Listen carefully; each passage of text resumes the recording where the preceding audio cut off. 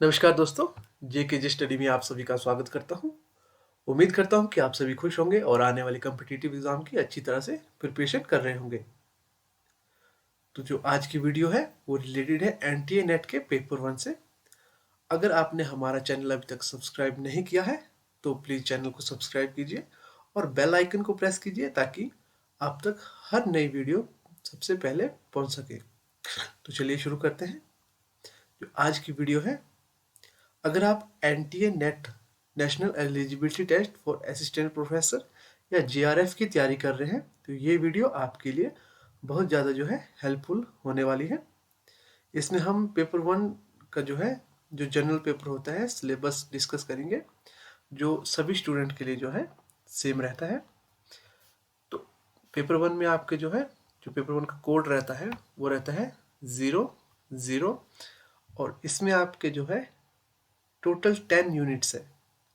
आपके हर यूनिट से जो है 5 क्वेश्चन बनते हैं। जितने भी यूनिट है हर यूनिट से आपको जो है 5 क्वेश्चन बनते हैं। तो जो टोटल नंबर ऑफ क्वेश्चन रहते हैं वो रहते हैं 50। तो हर जो एक क्वेश्चन होता है वो 2 मार्क्स का होता है। तो ये जो पेपर रहता है हमारा ये 100 मार्क्स का होता है। ये क्वालिफाइंग पेपर होता है, इसको आपको क्वालिफाई करना जरूरी होता है। तो चलिए शुरू करते हैं। यूनिट वाइज जो है इसको डिस्कस करते हैं कि हमारे पहला यूनिट जो है वो है टीचिंग एप्टीट्यूड से रिलेटेड। इसमें आपके टीचिंग जो एप्टीट्यूड से रिलेटेड क्वेश्चन पूछे जाते हैं, जैसे टीचिंग का concept, objective, level of teaching. इसमें जो है मेमोरी, अंडरस्टैंडिंग, और रिफ्लेक्टिव करेक्टरिस्टिक्स ऑफ टीचिंग। उसके बाद लर्नर के करेक्टरिस्टिक्स और फैक्टर अफेक्टिंग टीचर। ये जो है इसमें यूनिट 1 में पूछे जाते हैं।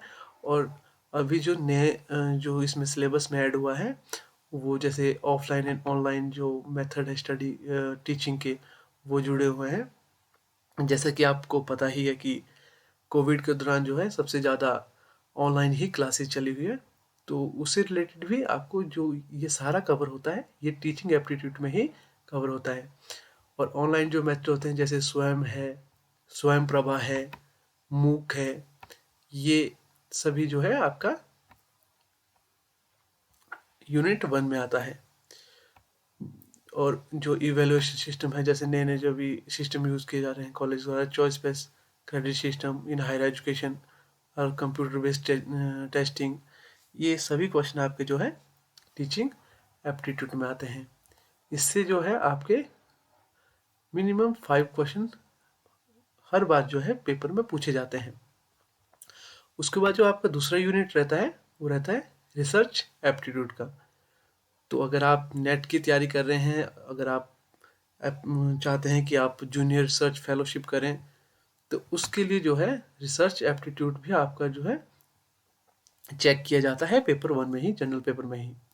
तो इसमें रिसर्च एप्टीट्यूड में आपका जो है रिसर्च की मीनिंग, टाइप क्या होते हैं रिसर्च के, कैरेक्टरिस्टिक्स क्या रहते हैं रिसर्च में, पोस्टिविज्म एंड पास्ट पोस्टिविज्म के अप्रोचेस ये पूछे जाते हैं।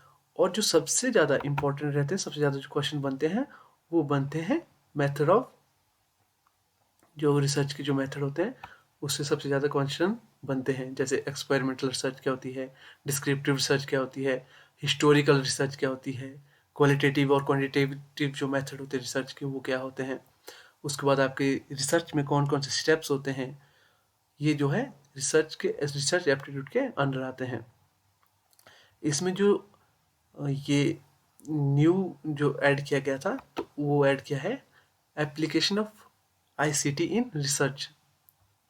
इसमें आपको रिसर्च एथिक्स के क्वेश्चन पूछे जा सकते हैं, thesis writing and article writing, ये भी आपको जो है रिसर्च एप्टीट्यूड के ही अंडर आते हैं।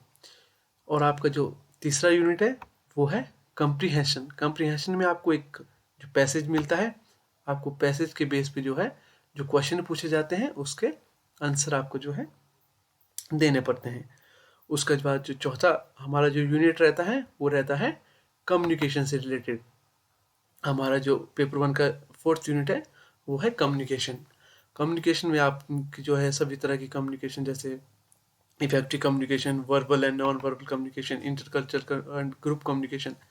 सबसे ज़्यादा जो क्वेश्चन पूछे जाते हैं कम्युनिकेशन से, तो आज तक जितने भी क्वेश्चन पेपर मैंने चेक किए हैं, तो उसमें क्लासरूम की जो कम्युनिकेशन होती है, आप क्लासरूम में स्टूडेंट्स का किस तरह से बिहेव करते हैं, किस तरह से कम्युनिकेट करते हैं, उससे जो है कई बार बहुत से क्वेश्चन पूछे जा चुके हैं।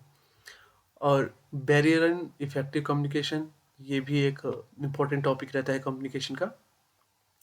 उसके बाद जो हमारा नेक्स्ट यूनिट है वो है unit 5th, mathematical reasoning and aptitude.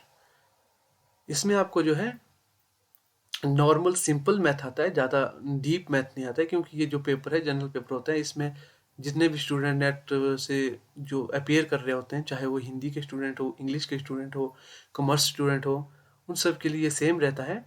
तो इसमें आपका जो मैथ है वो नॉर्मल मैथ है। जैसे मैथ में आपको रीजनिंग, थोड़ी बहुत रीजनिंग आ जाती है, नंबर सीरीज आता है, लेटर सीरीज आती है, कोड आते हैं और रिलेशनशिप्स आ जाते हैं। अभी कभी डायरेक्शंस जो है निकालनी आ जाती है। अभी एक दो बार जो अभी पीछे नेट हुआ है उसमें ज़्यादातर जैसे यहाँ से क्वेश्चन आ रहे हैं, टाइम एंड डिस्टेंस से क्वेश्चन आ रहे हैं, आपके प्रॉफिट एंड लॉस से क्वेश्चन आ रहे हैं, या फिर आपके प्रोपोर्शन से क्वेश्चन बन जाते हैं। तो आपको जो है इसकी भी तैयारी करनी पड़ती है, ताकि आपके अच्छे मार्क्स हो। अगर आपके पेपर 1 में अच्छे मार्क्स होते हैं, मतलब अगर आप 100 में से 60 कम से कम जो है आप अगर लाते हैं, तो आपके JRF जो लेने के चांसेस है वो ज़्यादा बन जाते हैं।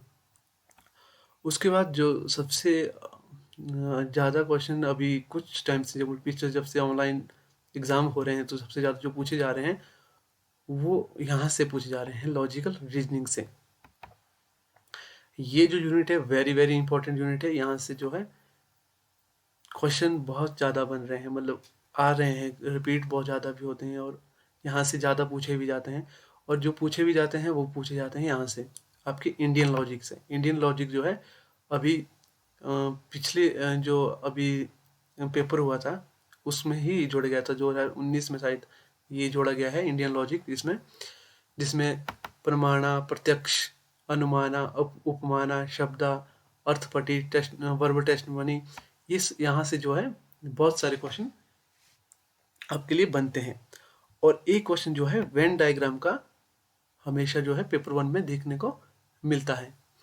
तो आप जो है लॉजिकल रीजनिंग की भी अच्छी तरह से तैयारी कर सकते हैं। इसमें जो है आप क्लासिकल स्क्वायर ऑफ एप्रिसिएशन, जो स्क्वायर ऑफ एप्रिसिएशन से भी आपको जो है क्वेश्चन डायरेक्ट पूछे जाते हैं, तो आप यहाँ से भी अच्छी तरह से तैयारी कर सकते हैं। आप अगर सिलेबस एक बार ढंग से चेक कर लेते हैं, तो आपको जो है पेपर में जो पढ़ना है सिर्फ जो सिलेबस के अकॉर्डिंग है वही पढ़ना है, क्योंकि पेपर में जो क्वेश्चन बनते हैं वो यहीं से ही बनते हैं, यहाँ से बाहर से आपको क्वेश्चन नहीं बनेंगे। तो इसमें देखिए जैसे हेतुआभाषा है, फाल्सिस ऑफ इन्फ्लुएंसेस, और व्याप्ति है, अनुमाना है, इससे जो क्वेश्चन है वो बनते हैं। तो आपको ये आप तैयार कर सकते हैं। उसके बाद जो है यूनिट जो 7th यूनिट है वो है डाटा इंटरप्रिटेशन से। इसमें आपको जो है ग्राफिकल रिप्रेजेंटेशन या bar chart, histogram, pie chart, table chart, इनमें से जो है आपको डाटा दिया जाता है और आपको जो है कैलकुलेट करके निकालना पड़ता है। डाटा इंटरप्रिटेशन भी आपने जो है किया होगा। उसके बाद जो नेक्स्ट क्वेश्चन जो नेक्स्ट यूनिट है वो है ICT का जो यूनिट रहता है, इंफॉर्मेशन एंड कम्युनिकेशन टेक्नोलॉजी। इसमें जो ज़्यादातर क्वेश्चन बनते हैं वो आपके बनते हैं digital initiative in higher education, यहाँ से जो बहुत ज़्यादा क्वेश्चन करते हैं। अभी जैसे कि आप देख रहे हैं कि हायर एजुकेशन में जो है डिजिटल इनिशिएटिव बहुत ज़्यादा लिया जा रहा है, तो यहाँ से जो है क्वेश्चन बनने के चांसेस बहुत ज़्यादा रहते हैं। और गवर्नेंस के क्वेश्चन थोड़े कम आने लगे हैं अभी, एक दो जो पीछे के नेट हुए हैं उनमें से बहुत कम दिख रहे हैं। उसके बाद जो 9th यूनिट है हमारा वो रिलेटेड है पीपल डेवलपमेंट एंड इन्वायरमेंट। ये भी वेरी वेरी इंपॉर्टेंट यूनिट है। यहाँ से भी आपके बहुत से ज़्यादा क्वेश्चन आ जाते हैं, और जो क्वेश्चन ज़्यादातर रहते हैं वेरी इंपॉर्टेंट टॉपिक जो रहता है वो रहते हैं इन दोनों में भी जो ज़्यादा इम्पोर्टेंट टॉपिक रहता है वो रहता है SDG, सस्टेनेबल डेवलपमेंट गोल। ये जो टॉपिक है यहाँ से जो है क्वेश्चन पेपर 1 में बनते हैं। उसके बाद human and environment interaction, anthropogenic जो एक्टिविटीज़ है, और इसमें जो और क्वेश्चन बनते हैं यहाँ से बनते हैं। वेरी इंपॉर्टेंट टॉपिक, अगर आप ये करके जाते हैं तो यहाँ से आपको पेपर में क्वेश्चन देखने को जरूर मिलता है। जैसे इन्वायरमेंट प्रोटेक्शन एक्ट, इसमें भी आपको जो ये प्रोटोकॉल्स है, जैसे रियो समिट हो गया, आपका क्योटो प्रोटोकॉल हो गया, पेरिस एग्रीमेंट हो गया, इससे आपको जो है क्वेश्चन पेपर 1 में देखने को मिलते हैं। और जो हमारा लास्ट जो यूनिट रहता है वो रहता है हायर एजुकेशन सिस्टम का।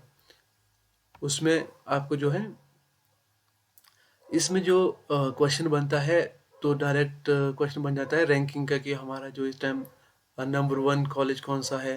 जो MHRD द्वारा जो है लिस्ट जारी की जाती है कि कौन सा इंस्टीट्यूट सबसे अच्छा है, या फिर कोई फेक यूनिवर्सिटीज़ कौन कौन सी है उनको निकाला है, कितनी फेक यूनिवर्सिटी है, कितनी आपके पास जो है स्टेट यूनिवर्सिटी है, कितनी डीम्ड यूनिवर्सिटी है।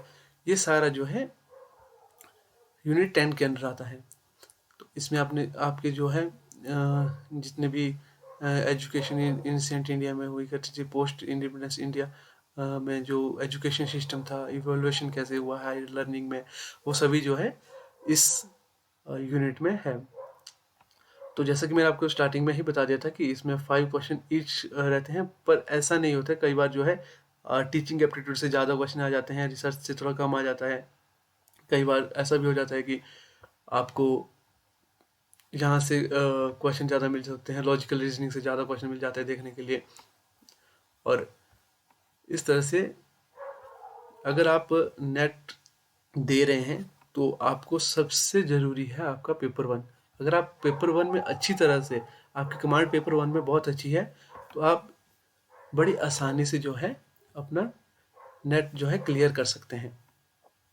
तो इसकी जो PDF है मैं आपको लिंक में भी दे दूंगा, और आप जो है डाउनलोड करके इसको, या फिर आप ऑफिशियल साइट में, NTA-NET की ऑफिशियल साइट में जाके भी आप जो है ये सिलेबस चेक कर सकते हैं और अपने पास रख सकते हैं, ताकि आप जो है जो जो सिलेबस में है वही पढ़ें और आप अच्छे मार्क्स गेन करें। और अगर आप अच्छे मार्क्स गेन करेंगे तभी आप जो है JRF जो है पा सकते हैं। तो उम्मीद करता हूँ कि आपको जो मेरे द्वारा दी गई जानकारी है वो अच्छी तरह से समझ आई होगी। और अगर किसी भी तरह की कोई भी क्वेरीज है तो आप प्लीज़ कमेंट कीजिए। तो उम्मीद करता हूँ आपको अच्छी लगी हो। Thanks for watching. Stay safe, stay healthy.